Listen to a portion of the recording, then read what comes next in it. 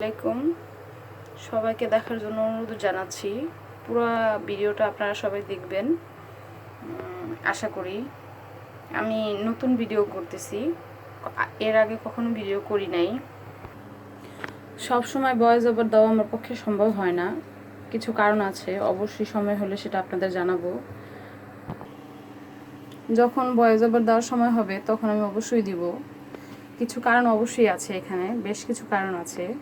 তো যেটা যখন জানানোর তখন জানাবো। এখন আপনারা আমার রান্নাটা দেখতে থাকেন। আজকে রান্না করব পোয়া মাছ ভুনা। এখন দিয়ে দিচ্ছি লবণ, তারপর দিচ্ছি হলুদ, তারপর দিচ্ছি মরিচ, গুঁড়ো মরিচ। এটা দিয়ে এখন ম্যারিনেশনটা করে নেব। তারপর হচ্ছে এই প্যানে তেল দিব, তেল দিয়ে ভাজবো। মাছগুলো ম্যারিনেশন করে ফেলেছি। এখন হচ্ছে প্যানে তেল দিব, সাদা অয়েল দিয়ে দিচ্ছি। এটা সয়াবিন তেল পরিমাণ মতো। এই যে এখন মাছটা আমি দিয়ে দিব, হাত দিয়ে দিব না, হাতে তেল ছিটতে পারে, যার কারণে হচ্ছে কুচুন দিয়ে দিব। যারা হচ্ছে মাছ ভাজতে ভয় পান, তেল ছিটার ভয়ে, তারা এইভাবে আমার মতো করে কুচুন দিয়ে দিতে পারেন। তাহলে কি হবে, আপনার হাতে কুচুনে মানে তেলের ছিটা আসবে না। দেখতে থাকুন। এই যে এখন এখানে আমি ভুনার জন্য তেল দিয়ে দিব কড়াইতে পরিমাণ মতো। তারপর দিয়ে দিচ্ছি পেঁয়াজ। পেঁয়াজটা আমি বাদামি করে ভেজে নেব।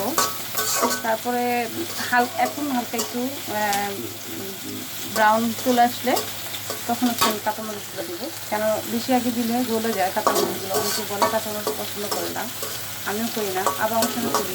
তো আজকে দেখে করি। এখন মাছটা আমি উল্টে নিব আস্তে আস্তে করে, যাতে ভেঙে না যায়।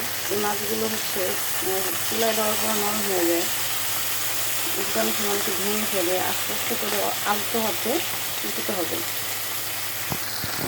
যে একটা একটা করে সবগুলো উল্টে নিয়েছি আস্তে আস্তে করে। তারপর দেখেন একটু কেটে গেছে কিছুটা।